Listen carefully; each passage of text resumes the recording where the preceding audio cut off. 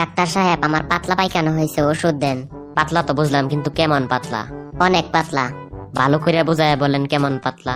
এই মনে করেন আপনি মুখে নিয়ে কুলি করতে পারবেন। এই নিন, আমি আপনাকে ওষুধ লিখে দিচ্ছি। 1 সপ্তাহের ভিতরে নিশ্চিত আপনার পায়খানা শক্ত হয়ে যাবে।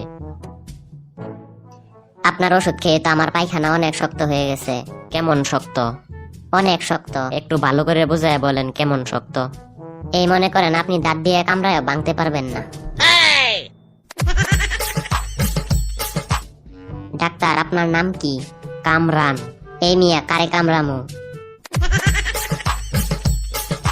স্যার, আমি আমার স্বাস্থ্য কিভাবে ভালো করব?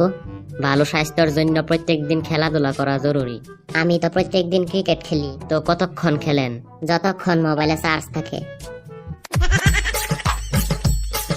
আপনার খাবার সবসময় ঢাকা রাখবেন। ঢাকা তো অনেক দূরে, কুমিল্লা রাখলে চলবে না।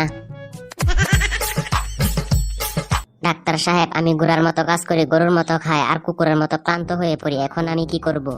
আমি কিভাবে বলবো? আমি তো পশুর ডাক্তার না।